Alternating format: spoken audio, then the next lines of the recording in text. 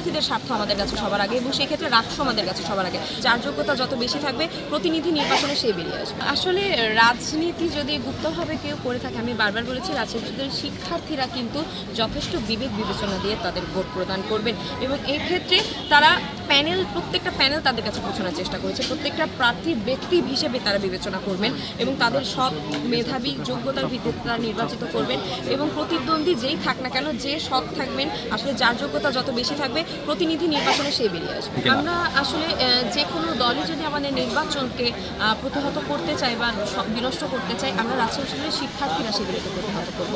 কারণ আমাদের সবচেয়ে বড় পরিচয় বিশ্ববিদ্যালয়ের ভেতরে আমরা বিশ্ববিদ্যালয়ের শিক্ষার্থী এবং সেই জায়গা থেকে বিশ্ববিদ্যালয়ের শিক্ষার্থীদের স্বার্থ আমাদের কাছে সবার আগে এবং সেই ক্ষেত্রে রাষ্ট্র আমাদের কাছে সবার আগে। আমরা জানি যে বিশ্ববিদ্যালয় নির্বাচনের সময় ঢোকার কোনো অনুমতি নেই। আমরা যারা শিক্ষার্থী আছি আমরা তারা মিলেই কিন্তু সেইগুলো আসলে পূরণ করতে চাই এবং আমি মনে করি 30,000 শিক্ষার্থী সিদ্ধান্ত নিয়েছেন তারা কাদেরকে ভোট প্রদান করতে চান এবং তারা আসলে সেগুলোর ভিত্তিতেই যোগ্যতার ভিত্তিতে ভোট প্রদান করবেন। সেক্ষেত্রে আমরা ক্যাম্পাসের শিক্ষার্থীরা যেভাবে শিক্ষার্থীদের কাছে রিচ করতে পারবো, আমার মনে হয় না বাইরের কেউ সেই পালসটা বুঝতে পারবে। অতএব আমরা নিজেরাই নিজেদের জায়গা থেকে নিজেদের কাজ করার চেষ্টা অব্যাহত করি। আমাদের প্যানেল যদি দেখেন, প্যানেলের প্রশংসা কিন্তু সকলে করেছে। আমাদের প্যানেল ঐক্যবদ্ধ নতুন প্রজন্ম প্যানেল এবং সেই প্যানেলের যে যোগ্যতার মাপকাঠিতে যে পদের জন্য যাকে যোগ্য বলে আমরা মনে করেছি, সাধারণ শিক্ষার্থীরা যাকে যোগ্য বলে মনে করে তাদেরকে দিয়ে কিন্তু আমরা প্যানেল সাজিয়েছি এবং যে প্রশংসা আমরা কুড়িয়েছি, যে ভালোবাসা আমরা পেয়েছি, আমরা আশাবাদী একটা ভালো ছাত্র প্রতিনিধি দিন শেষে রাজশাহী বিশ্ববিদ্যালয়ের শিক্ষার্থীরা নির্বাচিত করবে।